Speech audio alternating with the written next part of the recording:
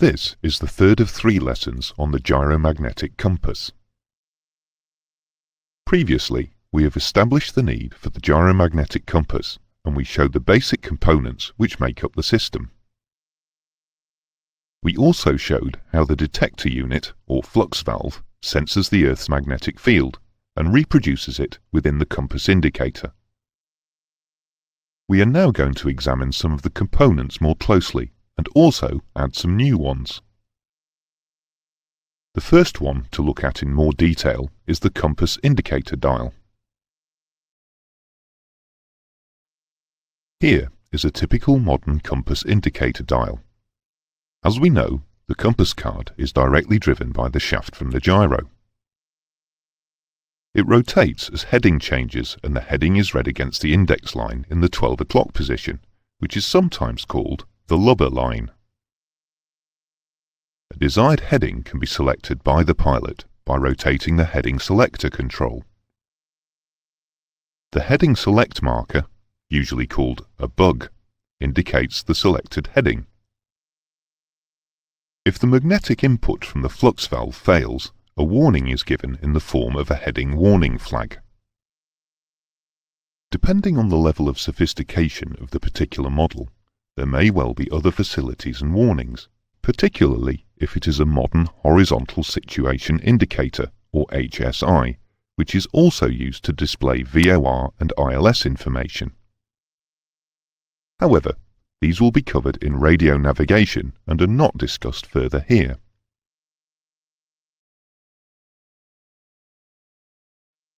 If the magnetic input from the flux valve should fail, or if it becomes unreliable due to proximity to one of the Earth's magnetic poles, it is possible to operate the Gyro Magnetic Compass in gyro mode only. If this happens, it acts as a DGI and will need to be reset periodically to a directional reference, such as a standby compass or other source of aircraft heading. When it operates as a DGI, this is referred to as free mode, whilst its normal magnetically monitored operation is referred to as slaved mode. This is a typical modern compass controller. With the free/slave switch at slave, the compass operates in the normal magnetically monitored mode. If the switch is moved to free, the magnetic signal from the flux valve is disconnected, rotor-stator comparison ceases, and the gyro is no longer tied in azimuth, and so acts as a free gyro, exactly like a DGI. When it is being used in free mode, the pilot adjusts the indicated heading in order to correct it to an external datum heading with a switch, which is spring-loaded to the central position.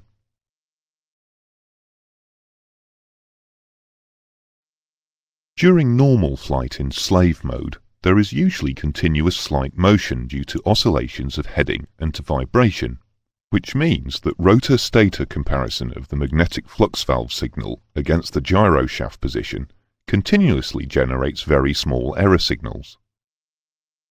The error signal, and therefore the precession amplifier, are continuously hunting. This is normal, and is how the system is designed to work. These error signals pass through a voltmeter called an annunciator, on their way from the amplifier to the precession motor. The annunciator looks like this. Normal operation results in continuous slight oscillation of the vertical line about the central position. The annunciator is useful to the pilot for 2 main reasons. It is an indication that magnetic monitoring of the gyro is taking place. It shows that the compass is synchronized. And on systems where it is necessary for the pilot to synchronize manually on startup, or after a desynchronization, it indicates which way to turn the compass. Gyro wander can take 2 forms: drift and topple.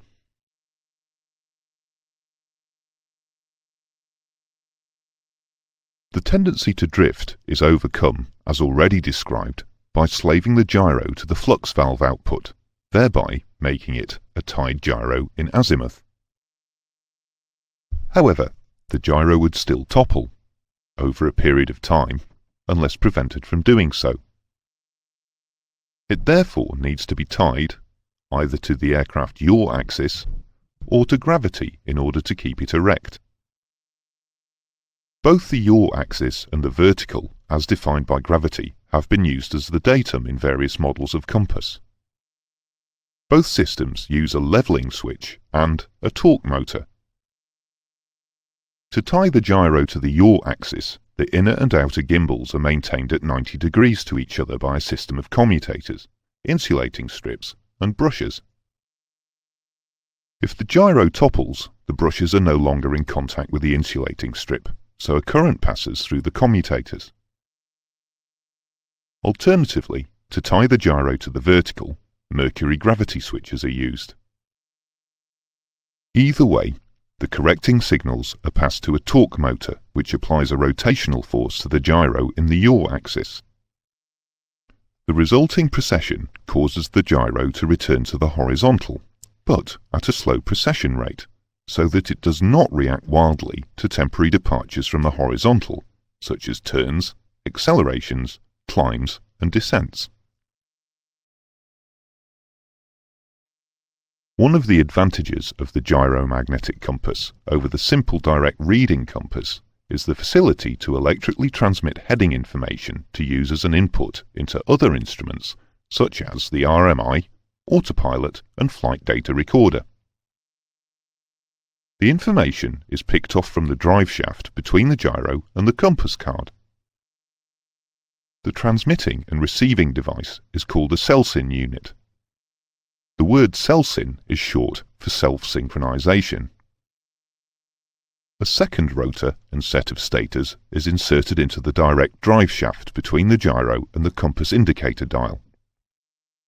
This is the transmitter unit of the Celsin unit, and is nothing to do with part of the flux valve transmission to the drive shaft. The orientation of the Celsin unit rotor is therefore the heading which is to be transmitted. The rotor is supplied with a constant primary excitation AC voltage, which induces a field in the stators. The stators are directly connected by 3-strand wire to the 3 stator arms of the repeater, so an identical field is reproduced there. As many receivers as are required can be attached. If the rotor of the repeater is not perpendicular to the field in the repeater stators, an AC voltage will be induced in this repeater rotor. This is passed to an amplifier and then to a motor to turn a shaft on which the repeater rotor is mounted. The repeater shaft will turn until no further voltage is detected. The repeater shaft therefore follows any heading changes in the main gyro drive shaft.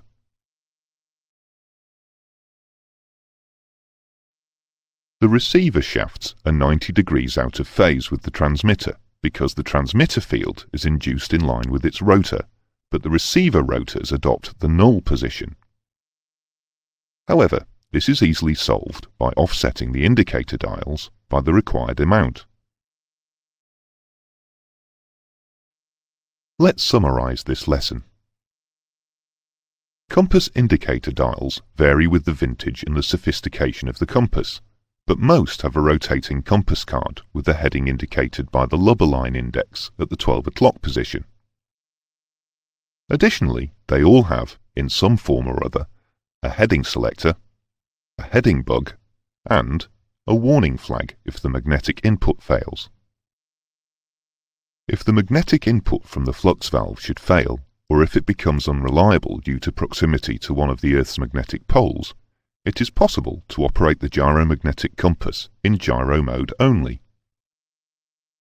This is known as the free mode. It is operating as a DGI. The pilot must then adjust the indicated heading periodically in order to correct it to an external datum heading. The annunciator tells the pilot that the compass is synchronized. And on systems where it is necessary for the pilot to synchronize manually on startup, or after a desynchronization, it indicates which way to turn the compass. In order to prevent topple, the gyro needs to be tied to the aircraft yaw axis, or to gravity in order to keep it erect. The Gyro Magnetic Compass can be used to transmit heading information to other instruments. This is done by a cell-SIN unit, in which the transmitter is a stator-rotor combination, with the rotor on the compass indicator driveshaft. The receiver or receivers are another stator and rotor combination, in conjunction with an amplifier and an electric motor. This completes all the lessons on the Gyro Magnetic Compass.